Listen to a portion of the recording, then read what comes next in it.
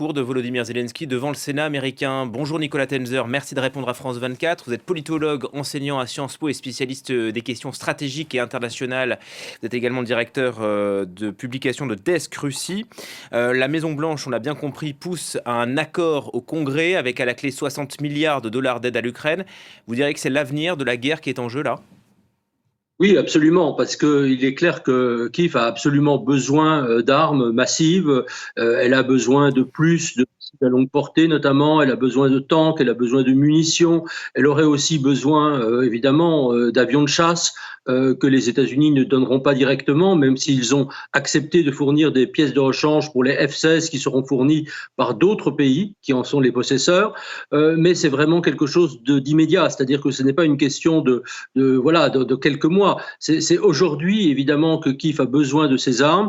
D'ailleurs, on parlait tout à l'heure de l'échec relatif de la contre-offensive de l'Ukraine. En fait, elle était due déjà au manque d'armement suffisant fourni par les Occidentaux. Et là-dessus, il y a, malgré effectivement l'obstruction d'un certain nombre de républicains à la Chambre et surtout d'ailleurs à la Maison des représentants, c'est surtout dû, je dirais, au fait que les Américains notamment et les Alliés n'ont pas donné d'assez d'armes. C'est-à-dire que les fautes aussi sont du côté de l'administration américaine actuelle, ne l'oublions pas.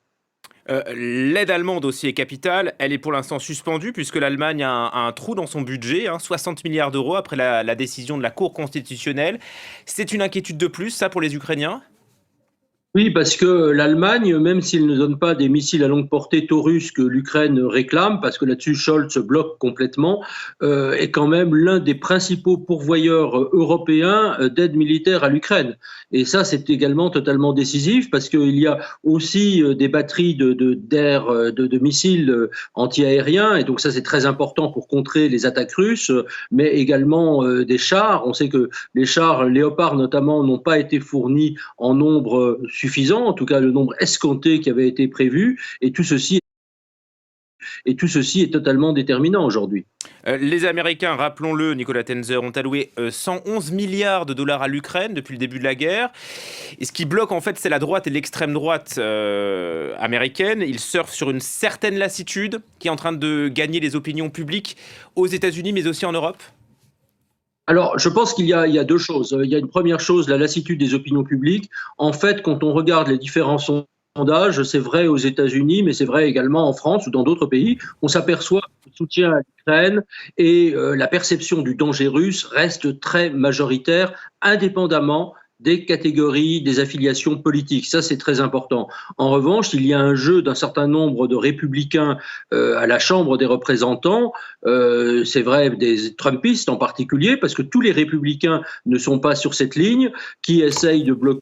C'est qu'il y a aussi des compromissions d'une partie de cette droite républicaine avec la Russie. C'est un phénomène inquiétant. En revanche, il y a aussi des républicains qui ne sont pas dans le camp de Trump, et notamment au Sénat, auquel le président Zelensky va s'adresser aujourd'hui, qui sont très favorables au maintien de l'aide à l'Ukraine. Je pense en particulier à Mitch McConnell, qui est vraiment l'un des héros, en quelque sorte, je dirais, de la droite républicaine non trumpiste, qui dit qu'il faut aller beaucoup plus loin, et ça, je crois que c'est aussi très important. On a vraiment une minorité, vous voyez, c'est une minorité de blocage qui est capable vraiment de faire dérailler cette aide qui est aujourd'hui totalement vitale. Mais néanmoins, Nicolas Tenzer, un retour potentiel de Donald Trump en 2024 à la tête des États-Unis, ça serait une bénédiction pour Poutine ? Oui, bien sûr, parce qu'on se doute que Donald Trump, qui a montré quand même un certain nombre de signes, disons, d'allégeance même au Kremlin, n'a qu'une seule idée, c'est d'arrêter la guerre. C'est non seulement sa politique d'America First, mais également, on sait très bien, on l'a vu, qu'il y a des complaisances très fortes envers le régime russe. Et là, ça voudrait dire que l'Ukraine ne serait pas capable de se défendre, parce que malheureusement, c'est aussi une autre réalité. L'Europe, même si elle accroît sa production autant qu'elle le peut, n'est pas en mesure de remplacer les États-Unis. Les États-Unis représentent plus de la moitié des armes qui ont été allouées jusqu'à présent à l'Ukraine.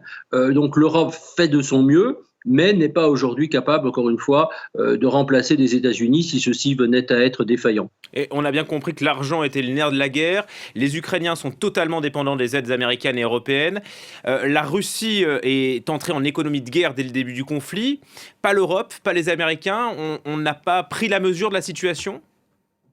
Je crois qu'on n'a pas pris la mesure de la situation. Rappelez-vous, Emmanuel Macron, c'était au salon d'armement Eurosatory en juin 2022, disait il faut que l'Union européenne passe en économie de guerre. Alors c'est vrai que du côté français, un certain nombre d'industriels, notamment Nexter, qui ont triplé leur production, notamment dans César, on le sait, qui est particulièrement utile.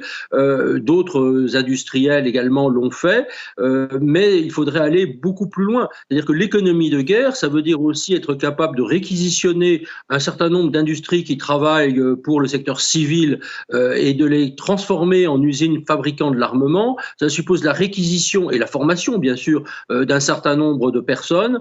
La Russie l'a fait, en particulier grâce au contournement de sanctions par un certain nombre de pays. Malheureusement, l'Europe et les États-Unis ne l'ont pas fait et on est vraiment extrêmement loin du compte. Merci beaucoup.